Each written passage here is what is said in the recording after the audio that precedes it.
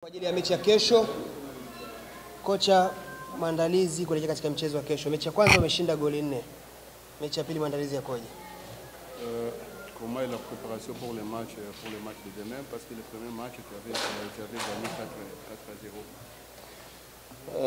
4-0. Asante, thank you very much and sorry pour ce retard, ce petit retard. Comme je viens chaque jour de Kimbiji, c'est presque 1h30 d'ici, donc je m'excuse par respect à tous les journalistes.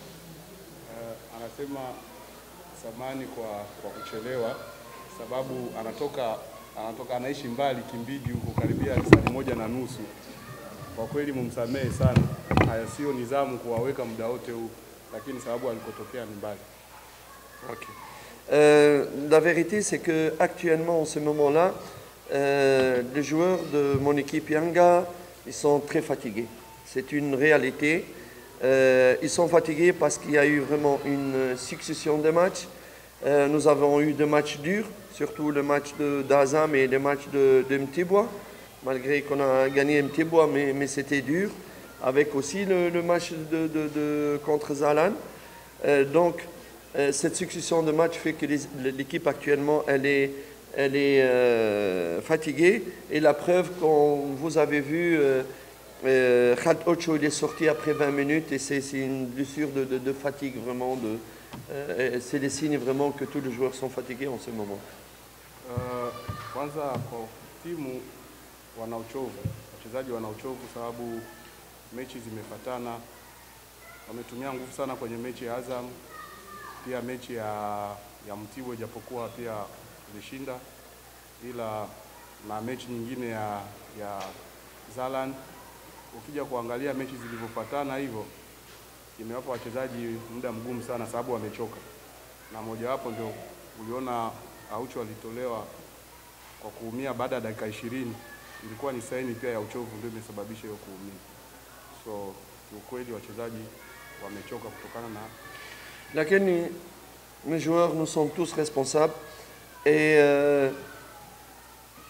nous avons donc une responsabilité. Tout le travail il a été fait sur le plan mental parce que vous savez c'est difficile quand vous gagnez un match 4-0 pour motiver les joueurs, il faut vraiment les responsabiliser et mettre dans la tête qu'il faut respecter, qu'il faut avoir l'état d'esprit de Champions League. Quel que soit l'adversaire, quel que soit le résultat que vous avez fait, vous devez être responsable, avoir une attitude, un état d'esprit de Champions League. Donc il faut, même si on est fatigué, même si on a gagné 4-0, il faut continuer à respecter l'adversaire. C'est le sens même de cette compétition inter-pays, inter-club africaine qui doivent apporter une autre dimension à cette équipe. Donc il faut avoir cette attitude et cet état d'esprit. Et cette attitude et état d'esprit doit être exprimé sur le terrain. Exprimé sur le terrain. Et c'est ce qu'on a essayé vraiment de mettre dans la tête des joueurs. Anajua kama wachezaji wake wote ni wachezaji wakubwa ambao wana hiyo responsibility ya wachezaji wakubwa na wamewekwa hiyo responsibility ya kujua kama mechi hiyo ni Champions League. Mechi hiyo ni Champions League na mechi ya Champions League inabidi kujiandaa kama Champions League. Ijapokuwa mmeshinda goli 4 bila, so lazima mheshimu mpinzani, lazima mujitume kwa kujua kama mechi ya Champions League ni tofauti na mechi hizo zingine. Ni mechi ambayo inaleta utofauti kwa wachezaji na kuwaonesha ukubwa wenu.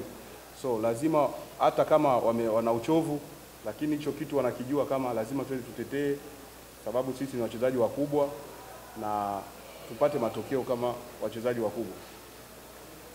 Maswali manne tunaruhusu jamani.